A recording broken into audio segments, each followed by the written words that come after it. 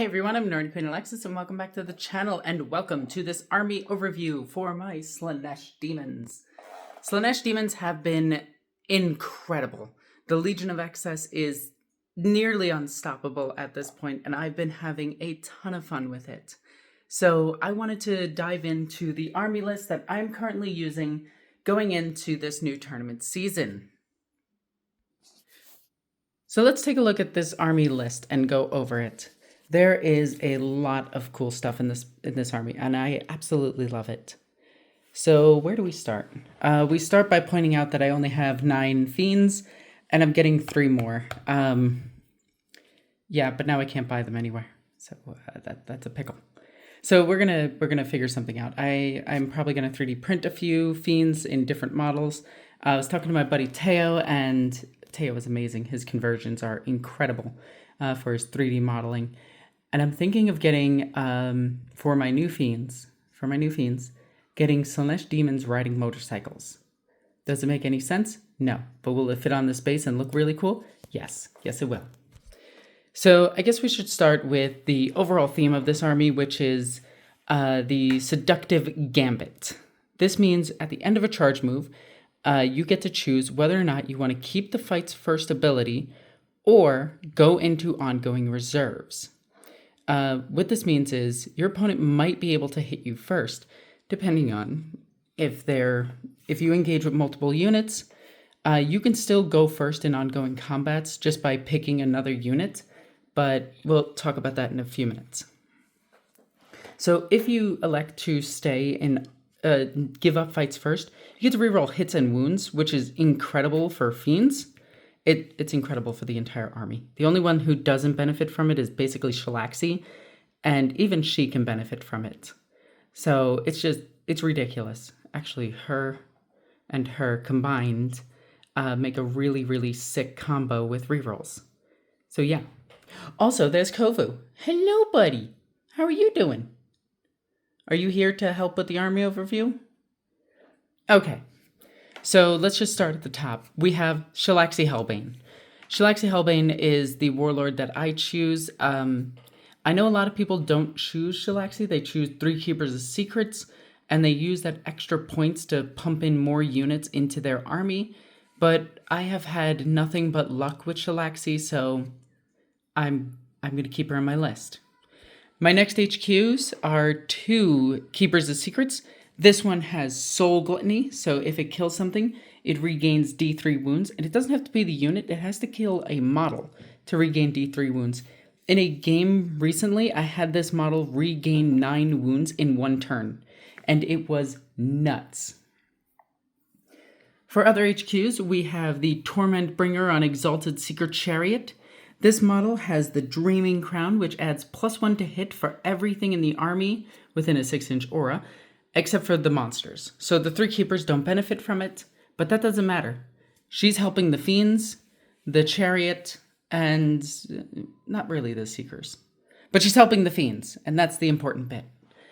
The other thing that she has is every model within 6 inches of her, they get sustained hits 1, which on an army that can reroll to hit is incredible. This is only melee attacks. Then we have the Masque. She is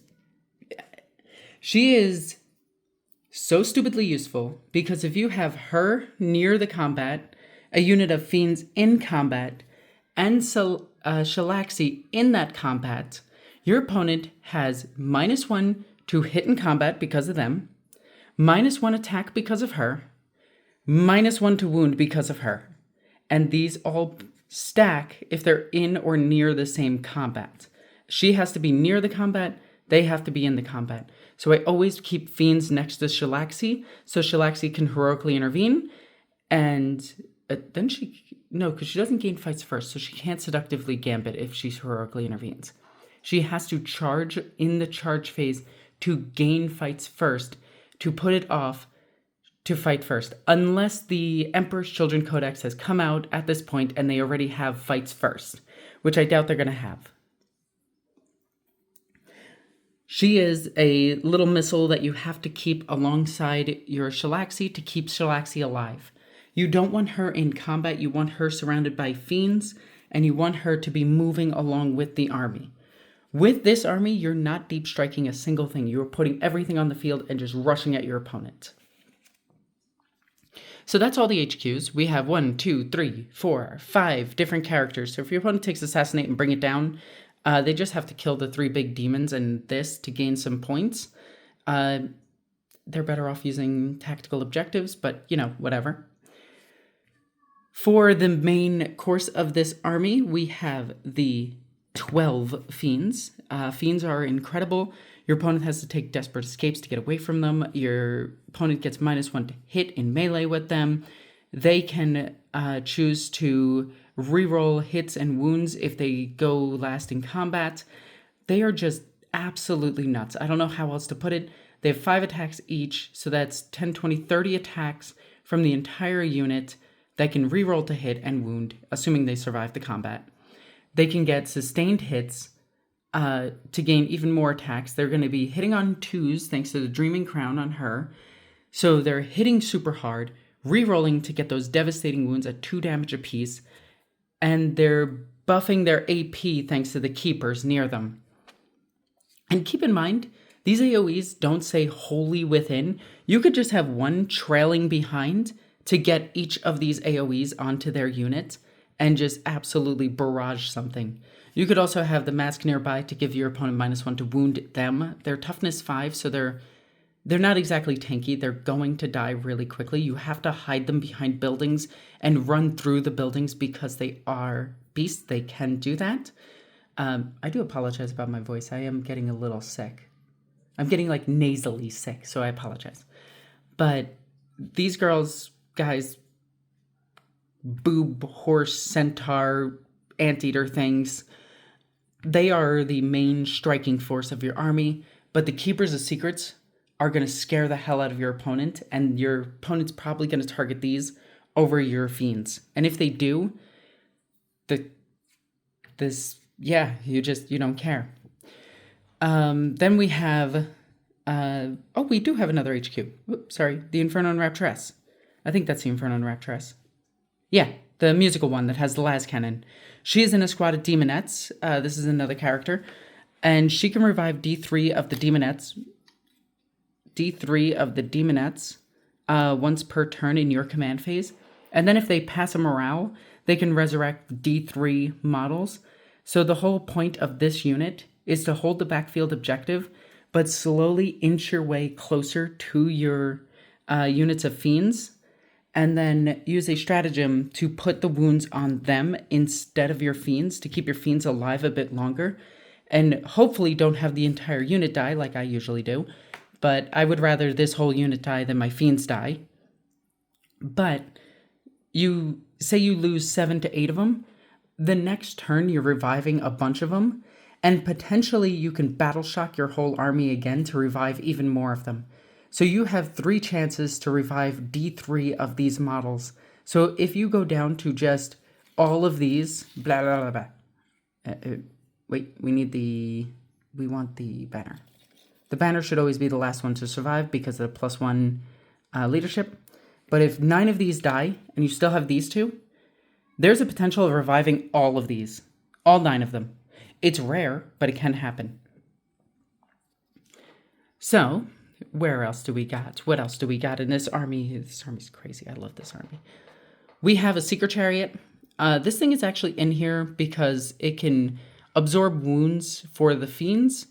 And then on top of that, it has like 15 attacks. This thing's actually kind of crazy with the number of attacks it has. No, it's not 15. This thing has 15, then 8 attacks. This thing has 9 attacks and like 9 wounds. It can absorb a lot of damage is what I'm saying. And also you can use this because it will gain anti-infantry 3+ when it charges, combined with this to get sustained hits, +1 to hit, +1 AP, making this thing AP2 with 1 billion attacks that have sustained. It can go last in combat if you charge with 2 things.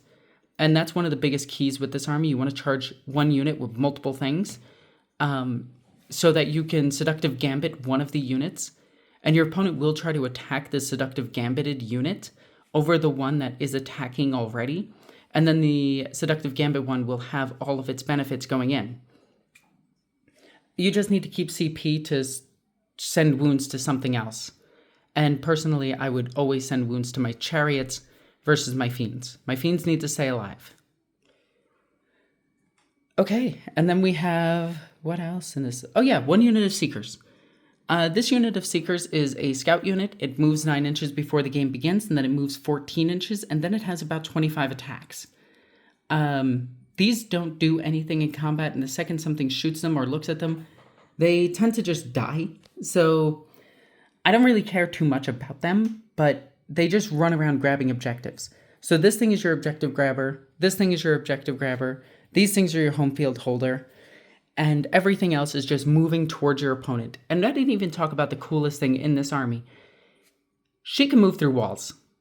Well, anything in this army for 1 CP can move through walls as if they're not there.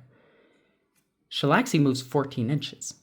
You can put her at the corner of your deployment, next to the 2 buildings, have her run through the building 14 inches directly at your opponent, and make a 10-inch charge with a reroll. Now, are you going to get that? No. But you always want to go second with this army, because you want your opponent to move up. You want to use these to bait your opponent to move up. You want to put them on an objective so your opponent has to go to that objective, and then all of your keepers run and kill that thing, or just one of them runs and kills that thing. And that allows you to slingshot around your opponent and flank them so that you are going right behind their army and you're just killing the things that need killing. This army, the first turn, if you do go first, you're probably just going to stand there and just go, okay, what objectives can I score turn 1? And you're just going to hope for like area denial and maybe the battlefield edge one, because you can just go to a battlefield edge, go to a battlefield edge, go to a battlefield edge, not engage with your opponent, let them come to you to shorten that distance, then you pounce. Your pouncing should be on turn 2, not turn 1. You don't want to rush your opponent unless you're going second. If you're going second, that's when you want to pounce. And you need to kill the thing you hit, and you need to hit it with multiple units. You need to keep your combo pieces next to each other to make sure you get all of your benefits going in. It's also why I like Shalaxi, because there is a potential for her to just run off on her own, while all of this goes with the 2 keepers. So it helps them out, and then Shalaxi is already re-rolling everything if there's a character in the unit. So she's just amazing. In a game yesterday, which was an unfortunate game, and this is an outlier, not like this is going to happen all the time, but I had Shalaxi charge a Shalaxi, kill that one, and then kill a not Skull Taker, what is his name? The dude that betrayed Korn and got his wings burned up as he got shot across the universe. I forget his name. But she killed both of them in like a round and a half, and it was crazy. But that's like crazy luck, and my opponent was rolling like absolute garbage that game. But overall, this is the army that I'm playing right now. I have been having nothing but good luck with it. I've slammed into Ultramarines twice with it, won both times. Blood Angels, that was a close game. Ran into Creations of Bile twice with nothing but melee units. Crushed it. Ran into Demons twice. Killed them both times. I really, really, really like this list, and I think it is going to be my current season tournament list. I'm going to try to take it to a tournament if I remember the damn tournaments. I'm going to try to go to the new tournaments coming up here in Iceland and try this list out. Now, there are going to be some things that are going to change. Fiends are definitely going to go up in points. Yeah. So I'm expecting the Fiends to jump up about 20 to 30 points because of how point efficient they are. And if that's the case, I'm dropping the Seekers to bring another unit of this. Because this thing is 15 points cheaper than the Seekers. And so that gives me the 30 points to keep the full squads. And I might drop the Masque. I don't know. But that's if our points increase, which I desperately think they need to. And an alternative build for this is that you bring a Soul Grinder. Here she is. You bring yourself a Soul Grinder. You drop yourself to 3 Keepers of Secrets and a kitty cat. Look at him. Look how majestic he is. Oh, he sees the light moving. And you run in with just that. You get extra units, you get extra killing power, but you miss out on Shalaxi's reroll to hit, wound, and charge rolls, and damage rolls, because she hates characters. Honestly, it just takes Shalaxi. I could say her name. Right now, my nose is all messed up. So yeah, I hope you guys enjoyed this video, and this does give me a chance to show off my 3 Keepers of Secrets again, because I absolutely love these models. You can see her crushing a Sanguinary Guard, and this one is from Creature Caster. Unfortunately, she did break recently, so she's probably not going to be played in my games as much anymore. One of her arms went missing, and I'm really devastated by it. I don't know what I want to do with it. I might green stuff the arm and just try to get it back, but we'll see. All right, so I hope you guys enjoyed the video. As always, I'm Northern Queen Alexis. I love you guys. Bye.